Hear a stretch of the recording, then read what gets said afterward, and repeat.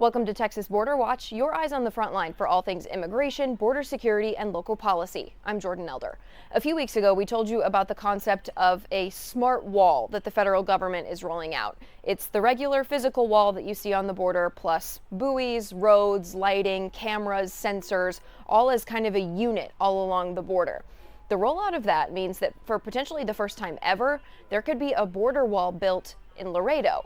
And not everybody is happy about this. I want to show you a few clips from their city council meeting where the mayor announced to the room that the federal government has ordered some sections of wall to be built in Laredo. We have had several conversations with officials from Border Patrol and Homeland Security on the current state of the border apprehensions, encounters, gotaways, and splashdowns.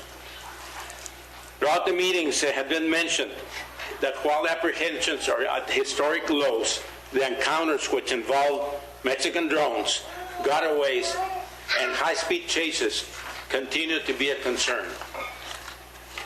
But however, in today's meeting, the city of Laredo received for the first time official notice of the administration plan to build a border wall along the entire southern border as one of President Trump's chief priorities.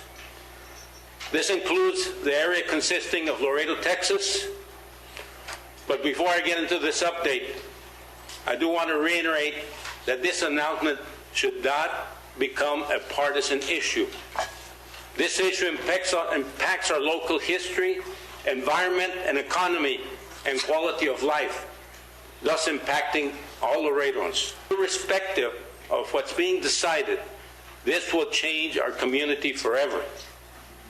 And understanding that political season has already started, I want to caution the temptation of making this a partisan issue or political pandering, as we're trying to send a clear and consistent message to both Austin and Washington, D.C. During today's meeting, contractors for Homeland Security discussed the planning proposed timeline for the border wall construction in our area. This includes border wall designs and technology that will accompany the proposed wall construction. Again, as I mentioned, our city continues to be the safest city in the state of Texas and one of the safest cities in the United States. And we have achieved this without the need of a border wall. It would be bad for community, culturally, fraternally, disastrous for international trade, which we literally lead, disastrous for environment, useless for all intent and purposes. We know that drugs come through the bridges, not the water. What the pro-wall lobbyists represent, plain and simple, are masters of control, of dominance. There is nothing in our vote, as of yet, in either Laredo, Webb County, or the United States that has voted for the wall. Thank you so much. Thank you.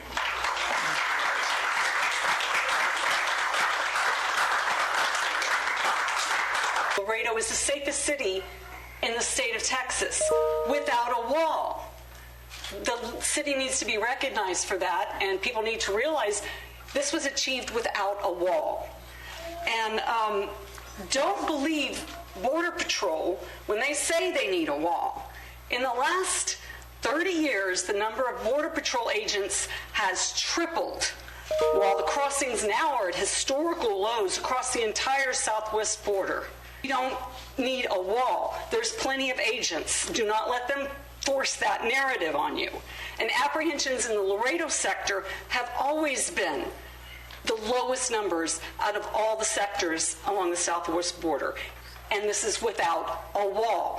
On November 14th, the Laredo City Council is going to get a better look at what the federal government is envisioning here. The mayor of Laredo spoke to KGNS and said that this is not going to be the typical wall that you would see. He says it's going to be more eye-pleasing than what's on the rest of the border. So we're going to let you know what exactly that means after the meeting happens. Congressman Cuellar represents this area, and we got to talk to him one-on-one.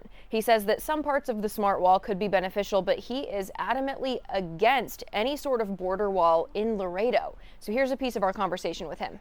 Is the border wall something Laredo is choosing, or is it something that the city is being told this is happening? The border wall is being forced on Laredo. Yeah, I was the only congressman that had most of the border district that had no border wall, and this is in the whole country. Look, what we're looking at is Laredo has been named the safest city in the state of Texas. When you look at border crossings, you will see that Laredo, for many years, has been the second lowest crossing in the whole country, second lowest crossing for many years. The numbers have even gone down further because of two reasons I've been talking about for years. One, you get the Mexicans and other people to do more. The more people they stop, the less people come over. And the second thing is you got to have repercussions. And certainly people are being deported, the repercussions that we see at the border. All that, the numbers have gone down without a single foot of new border wall. Now, as you know, the last time we had a shutdown, Jordan, was because of the border wall. The Republicans wanted a border wall. So what they did to prevent that, another shutdown over the border wall, they put $46.5 billion in the big, beautiful / ugly bill that now has the money. So therefore, Laredo is being forced to take a border wall. People don't want this. There are aspects to the administration border wall, but then they also talk about technology. I've been supporting technology. River roads, I support river roads. Erasing or eliminating the Carrizo cane, which is, to provide eyesight where people can see, the Border Patrol can see. I support that. And so basically, even the river buoys is an idea that I had brought up years ago.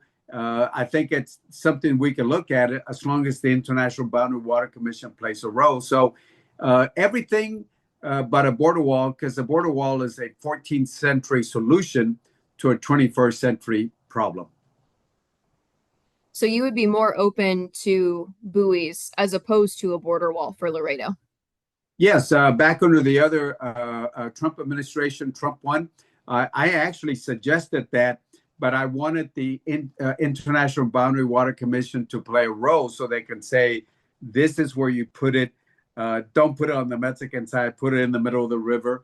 And, don't put it in such a way that it affects the flow of the Rio Grande.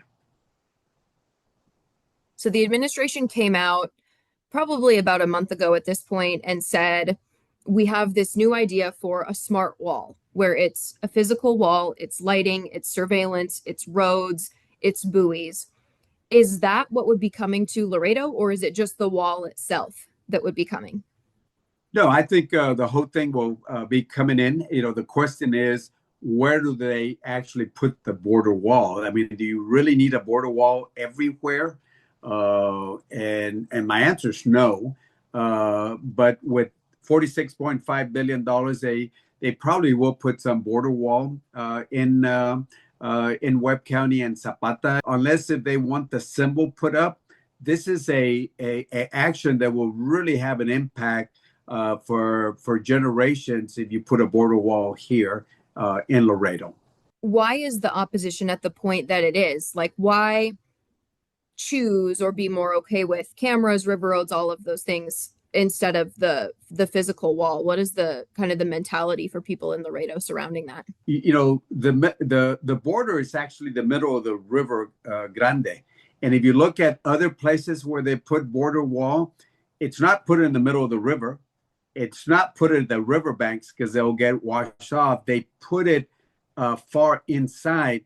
And there's times so where they even go a quarter of a mile. If you look at the other places where they have the wall or the fence, it's really not a wall, it's a fence. Where they put the fence, it's always away from the riverbank. So you're giving up a lot of beautiful land and put it in no man's land because the fence is put not in the middle of the river, not at the riverbanks, but they go up far into the land. So people don't like that. They're for generations, from the Spanish grants, people have owned those lands, and they just don't want to give that land and put it in no man's land. You and I have talked before about the Texas strategy for border wall, and I remember you telling me that a lot of the property owners that you talked to were more okay with the idea of the Texas wall because they had more of a say in what it would look like.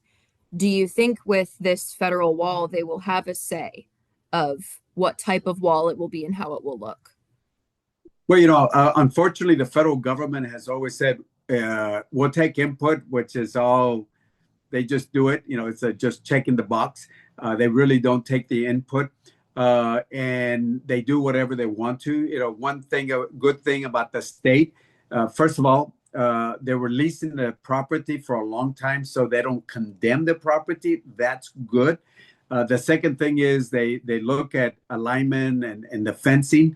They work together with the landowners. The federal government doesn't do that. They condemn and they put it wherever they think it's easier to put up. So the state has a better way. And in fact, I believe one of the constitutional amendments has a tax credit for people that have had, the border wall. So the state has just been a lot more accommodating because they believe in property rights. If you build 1 mile of fencing, depending on terrain and a lot of things, it could be up to $30 million a mile or more. But for technology, you can spend a couple $1 million per mile. So it's more cost effective to have cameras, to have sensors, to have drones and lighting and all that. So it's cheaper to put that technology, and it works a lot better than a 14th century solution. You can spend $30 million per mile on a fence, and somebody just needs $100 or less to buy a ladder. You can get on the Smart Wall website through Customs and Border Protection and see where these sections are going to be installed in Texas as well as the rest of the country. We have that link for you on news4sanantonio.com and foxsanantonio.com. Now, we also want to tell you about some new measures in place to find and get rid of cartel tunnels. The state of Texas and Customs and Border Protection discovered one of these in El Paso in January. Essentially, these are very complex and sophisticated tunnel systems that the cartel was using to smuggle people, weapons, drugs. Once they were identified, the early months of 2025 were spent learning more about these and then filling them in and getting rid of them. The Texas General Land Office has recently come out and said, hey, we want to make sure that there are not more of these underground in Texas. So they are launching a new initiative to find them, and if they do find any, to get rid of them. We got to speak with Texas General Land Commissioner Dawn Buckingham about this plan. Here's what she had to say. We heard about the tunnels, so we know that we have hundreds of thousands of acres on the border. We have already been a big part of border security, and we will continue to fight every day. There's not a place that they can run or hide from us. We're going to shut them down. So what will this look like for GLO employees? What will they be tasked with doing? Well, already we do aerial and on-foot surveillance of our properties. We're going to step that up. We're going to engage with some new technologies. We're, of course, partnering with the local officials, the federal officials, and we'll do everything we can to just look for these tunnels, detect them, and then eliminate them. And you mentioned some new technology that Border Patrol might be expanding to in terms of tunnel detection. What will that look like? Well, we'll see. My guess is it looks a little like seismic activity, looking for oil underground where you can see where these tunnels are built. But I think the RFP from the federal government went out on Monday. I think they're in process of acquiring this technology. And then, of course, we'll continue our partnership to do everything we can for complete operational control of our border. What is the risk associated with the tunnels? What danger could that pose to people here in Texas? Well, it could pose a lot of dangers. If the tunnel were to collapse, it could cause problems with roadways. It could cause problems with water direction. It obviously could suffocate the people in the tunnels, but also create problems for the surface dwellers. But the bottom line is we are seizing enough fentanyl to kill every man, woman, and child in the United States over and over again. We have got to stop these deadly drugs and the human trafficking and the violent criminals that are coming across. The GLO will use drones to help look at some of these areas, and they also want to rely on some expanding technology from Border Patrol. It's this very sensitive tunnel detection technology, and sensors will help figure out where the tunnels begin and where they end. And this is set to undergo about a $100 million expansion by the end of 2026. The agency is actively looking for contractors who can help them expand this program as part of the larger congressional funding package. So the GLO says that could be a game-changing partnership as they go to look for these cartel tunnels. If you want to read more in depth about either of these stories, you can do that over on our websites, news4sanantonio.com and foxsanantonio.com. That's all we got for this week's Border Watch. We will see you next week.